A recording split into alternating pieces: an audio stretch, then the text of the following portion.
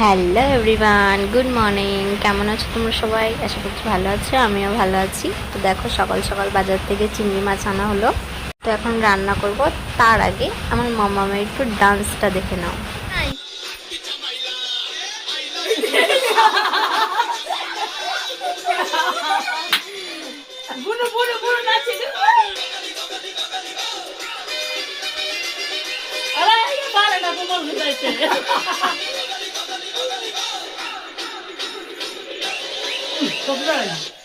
তো এই যে মাছটা ধুয়ে নিলাম, নুন হলুদ দিয়েও মেখে নিয়েছি। এবার ভাজবো।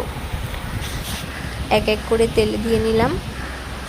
এবার ততক্ষণ ভাজবো যতক্ষণ নাকি মাছগুলো হালকা লাল হয়ে আসে।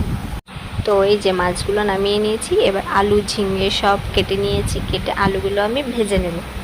আলুগুলো ততক্ষণে ভাজা হোক আর মশলাটা রেডি করে নিই ততক্ষণে। এই যে মশলাটা রেডি করে নিয়েছি আর আলুটাও ভাজা হয়ে গেছে।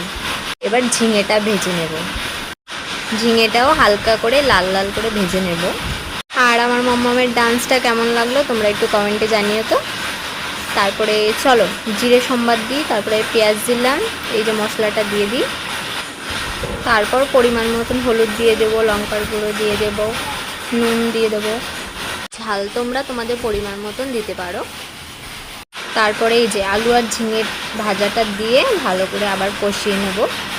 তারপরে এই যে আমি মিট মশলাটা দিয়েছি, তোমরা না দিতে চাইলে তোমরা স্কিপ করতে পারো। আর এই যে এখানে চিংড়ি মাছগুলো সব দিয়ে দেবো। দেওয়ার পরে জল দিয়ে দেবো। জল দিয়ে কিছুক্ষণ ফুটিয়ে নিব ঝোলটা।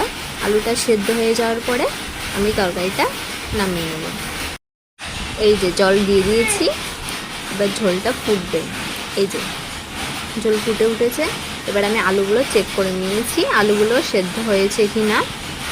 তারপরে আমি ঝোলটা নামিয়ে নিয়েছি। এই দেখো, তারপরে কিছুক্ষণ পরে মা দেখি মোমো নিয়ে এসেছে। গন্ধরাজ মোমো বানিয়েছিল মা, দারুণ হয়েছিল কিন্তু মোমোগুলো। তো চলো আজকের মতন